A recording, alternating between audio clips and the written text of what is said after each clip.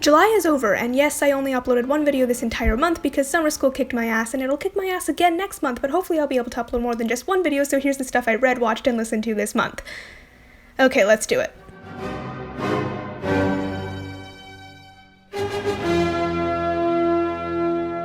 This month I finished up Since You've Been Gone by Morgan Matson, and read Save the Date, also by Morgan Matson, and Darius the Great Is Not Okay by Adib Khorram. I'm not going to delve deep into my thoughts on them here, because I made an entire video dedicated to them, which coincidentally is the one and only video I uploaded this month, so you can go check that out if you want to hear more. All I will say is that I laughed, I melted, and I cried a whole lot. The other book I started reading this month was Everything I Never Told You by Celeste Ng. I've always heard so much hype for her books, so I thought I'd finally pick one up. It seemed like the perfect time too, seeing as I just finished reading a bunch of lighter contemporaries, Darius the Great aside, so I was ready to get into something more insane. I literally just started it, so I'm excited to keep reading. Kabhi Khushi Kabhie Gham is one of my favorite Bollywood films. No, you know what? Not even that. It's one of my favorite films, period. Yes, it's long and overdramatic, and it's not perfect, but I love it to bits. It has such a stacked cast, the music is top-notch, and it's an overall iconic movie. 5 stars because it's my everything. I watched Hamilton twice this month, once by myself and once with my sister, and I loved it both times. Everyone involved in the show is amazing. The actors and ensemble are incredible. The music is crazy. The whole production is just so well put together. Ever since my friend got me into this musical a little over a year ago, it's been a huge part of what I listen to on a regular basis, so it was really nice to be able to see the original cast perform it. 5 stars because, once again, I'm a sucker for this. Good Will Hunting was an emotional ride. It's kind of hard to believe that this was Matt Damon and Ben Affleck's first movie that they ever wrote. I definitely got quite emotional at the end. Overall, I really enjoyed it. 4 stars. Stand By Me was such a heartwarming movie. Like I've mentioned before in my videos, any story about friendship will always hit me right in the feels. The whole premise of going on a trip to find a dead body is such a bizarre one, but it also sets up the perfect backdrop to explore the relationship between these 4 boys, especially Gordy and Chris, and also to deal with uncertainty and death, which hangs over the whole movie. Overall, I give it 4 stars. The Great Gatsby movie was just a little bit boring. It was beautiful to look at. I mean, I love watching movies about rich people because the production design is always phenomenal. The sweeping shots of Gatsby's mansion during the parties are honestly eye candy, so production design always has me drooling. But when we get into the nitty-gritty of the actual movie, it's kind of underwhelming. The tension is on the exact same level throughout the entire movie. Like, you know how a story is supposed to have rising action? Yeah, it felt like this movie didn't have any. It was just one straight 180-degree line until the climax. I haven't read the book yet, but I'm planning on it pretty soon, so I'm not sure if the book is also like that, or if this was just lost in adaptation. Anyway, I gave it a 3 stars because the production design helped save it, and also Leo DiCaprio saying "old sport" 50 million times never got old. I finally watched The Sound of Music for the first time with my sister, and I enjoyed it for the most part. The music was just lovely. I was really getting into it. Julie Andrews' voice is so heavenly. I wish everyone sounded like her all the time, including myself. Once again, I won't get too in-depth right now because I'm planning a separate video, but I can definitely see why this is a classic. 4 stars. Twilight was another bad movie my friend and I watched together. I actually own this DVD for some reason. I think it's collecting dust in our basement. But I haven't seen this in probably 10 years, so I didn't remember a whole lot. But it's bad. It's honestly just bad. The performances are wooden, the dialogue is weird and awkward, and there's this god-awful blue-green filter over the entire thing. Ugh, 2 stars. I watched Palm Springs twice this month, once because it was the first time I watched it, and another time because my friend and I decided to do a little something fun, so I went back to take notes for that thing. I enjoyed this film a lot more than I thought I would. I went into this thinking it was going to be a fun rom-com that just happens to have a time loop, and I definitely got that and so much more. It really hit me in just the right place. Andy Samberg and Kristen Milotti have great chemistry together, their comedic timing is gold, and their sweeter scenes really warmed my heart. I honestly think this is one of my new favorite lighter movies to watch. 4 stars, I highly recommend checking it out. Kill Bill was bloody, insane, and a heck of a ride. This movie was so much more stylistic than I anticipated. I mean, obviously it's stylistic because it's Tarantino, but it had whole black and white and animated sequences that caught me off guard in the best way possible. That fight sequence is iconic. I was genuinely impressed by how Tarantino managed to make 15 minutes straight of people fighting, engaging the whole way through. I'm excited to watch the next installments in the series. 4 stars. Speaking of stylistic, Scott Pilgrim vs. the World is crazy. I feel like you either love this film with every fiber of your being, or you hate this film with every fiber of your being. I fall into the love camp. It's hands down one of my favorite movies. First of all, it's set in Toronto, and I'm from Toronto, so it's nice to see some hometown rep. I love how it's hugely inspired by comic books and video games, with all these sounds and fun graphics on the screen. Also, just in the way that it's acted, like no one blinks ever, and the way it's edited with fast cuts between characters and so many split screens, I can definitely understand why someone wouldn't like this. It's very extra and a lot to swallow, but I love it. Everything about this film is so meticulously crafted. If you haven't seen it, I highly suggest you watch it and decide which camp you fall into. 4.5 stars. Legally Blonde is one of the greatest cinematic masterpieces ever made. Elle Woods is the most iconic.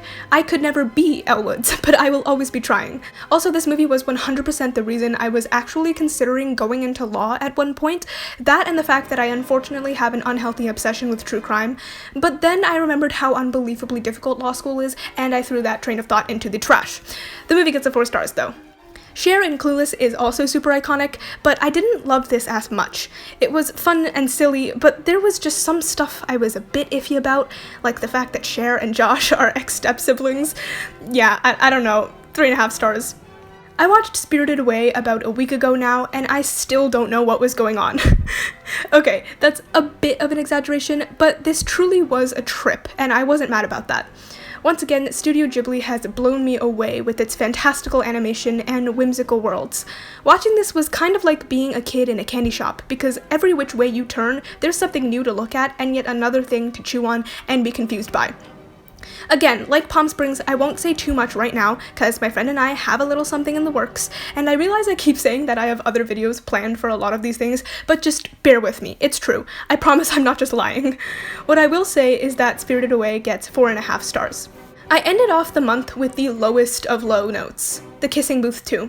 All I'll say is that it was 2 hours and 12 minutes long, so boring, and somehow even worse than the first. Although I was simping very hard for Maisie Richardson's Sellers, so I guess that made it slightly more bearable. 1 star. I really hope they don't make another one, but let's be honest, if they do, I'm gonna watch it, and so are you. I finally started watching Avatar: The Last Airbender for the first time. I never watched it on TV when I was younger because it was slightly before my time, but I've always heard how amazing it was, and I was planning on getting into it pretty soon. And then Netflix came through by adding it to their library, and I jumped on it. I've only seen the first season so far, and can I just say, the finale was incredible? And everyone I know who watched this says it only gets better and better, so I'm super excited. Each episode of the first season is sort of separate from each other for the most part, but they're connected overall, so I think that threw me off a little bit since I haven't watched a show like that in a while. But it was still fantastic. I'm in love with all the characters. I want to hold them tight and protect them. Also, I'm simping very hard for Zuko, partly because I just unfortunately get weak in the knees for bad boys, for a lack of better term, especially when they're written really well. And I know that Zuko is gonna get a fire, haha, pun intended, redemption arc, and I am so ready. Anyway, I'm gonna give season 1 4 stars. I can't wait to keep watching. When I wasn't watching Avatar, I was watching Indian matchmaking. Now, I don't watch a lot of reality TV, because it's just not for me, but I'm South Asian. I'm probably gonna get an arranged marriage one day, so this both intrigued and caused great anxiety in me. Hands down, my favorite person was Nadia. She is funny and gorgeous and has the best laugh and personality. I will marry you. Nadia, if it doesn't work out with Shekhar, I will marry you right now. Overall, nothing super mind-blowing. If they make another season, I don't know if I'll watch it because I get the idea of the show and I feel like it can get repetitive. 3 stars.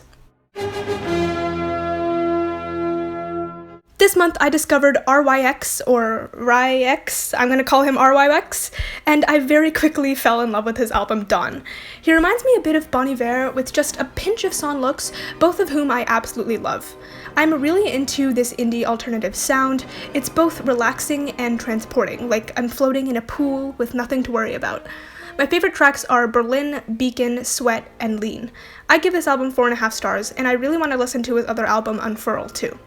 BTS released their Japanese album Map of the Soul 7, The Journey, and I've been enjoying it. Listening to the Japanese version of these songs was pretty cool.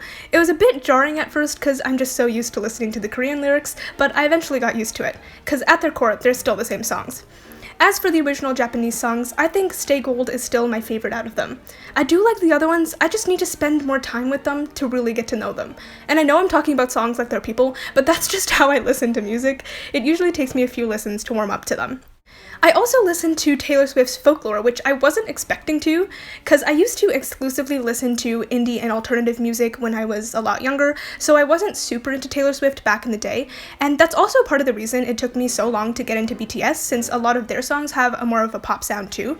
But as I got older and my music taste grew and changed, now I listen to a whole host of genres. If it makes me happy, I'm gonna listen to it.